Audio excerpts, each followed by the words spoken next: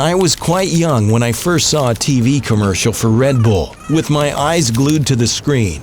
And even though I was just 10 years old at the time, I could appreciate how brilliant it was and how amazingly Red Bull was marketing its energy drink.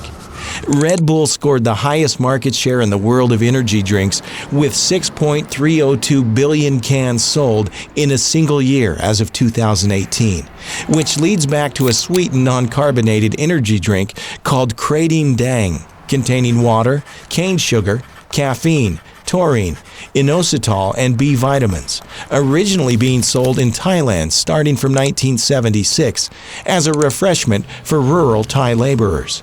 But it didn't quite strike the popularity that the founder Chaleo Yoovidhya hoped it would. Chaleo was born to a pair of poor Chinese immigrant parents in Phichit who traded fruits to earn their living. With little formal education, he grew up to work for his mom and dad.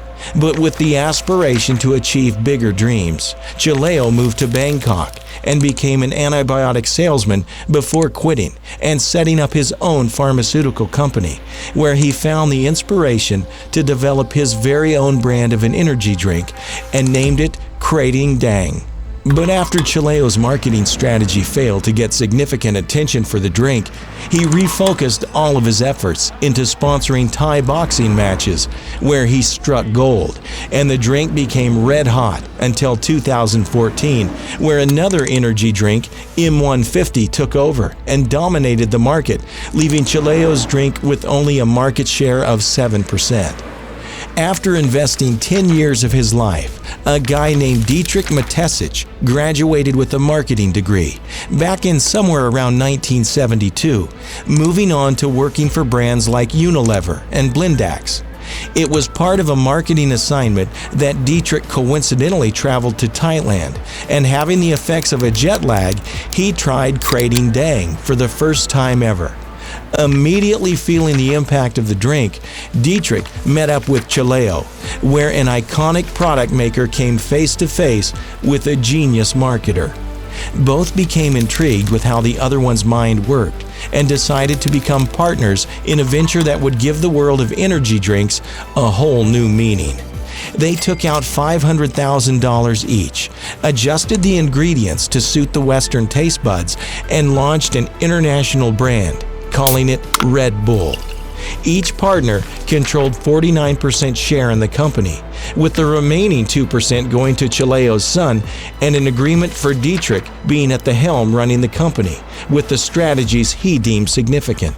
Red Bull reached the peak of its success in the middle of 2008, where Forbes named Dietrich and Chaleo as the 250th richest people in the world, with an estimated net worth of $4 billion. A big part of an energy drink's effect on cognitive performance, resulting in heightened attention and reaction timings, are primarily due to the presence of caffeine, which led to compiling evidence that energy drinks significantly increase mental and physical performances during strenuous tasks like driving. But excessive consumption can and will lead to cardiac and psychiatric conditions. The amount of caffeine present in a single can of Red Bull is the same as that of a single cup of coffee, with a little bit of difference varying from country to country, as some of these markets have restricted the caffeine amount to a particular dosage in energy drinks. With its share of Red Bull lovers, the energy drink faced initial restrictions, specifically in the market of Norway, Denmark, France, and Kuwait, as they were concerned with the presence of taurine in the drink, which is an organic compound essential in the development of skeletal muscle, the retina, and the central nervous system.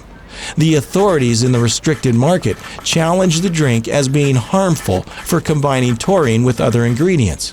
But since they were unable to prove any definite taurine-related health risks, Red Bull easily began selling in these markets, except Kuwait, where it's banned for people under 16, after it allegedly caused a heart attack for a 16-year-old kid.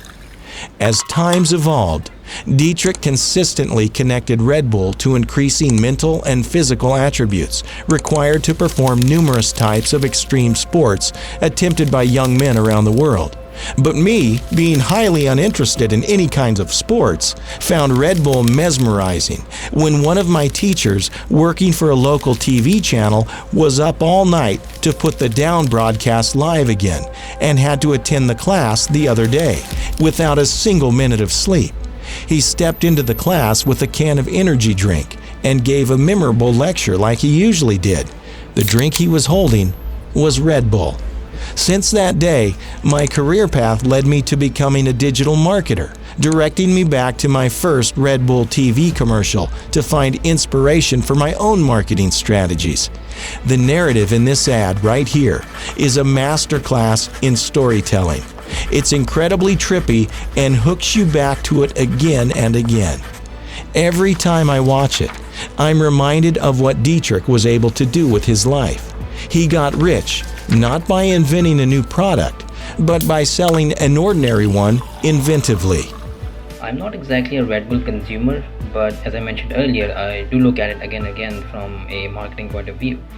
And digging deep into Red Bull's story gave me a reason to dig deep into the founder's story, and that became the inspiration point for this video. So if you liked it, please share this with your friends and subscribe to the channel so you can stay tuned for some mind-twisting narratives every month in the hopes of connecting with story lovers all over the world. This is Mr. Zeecon in the making of a great story.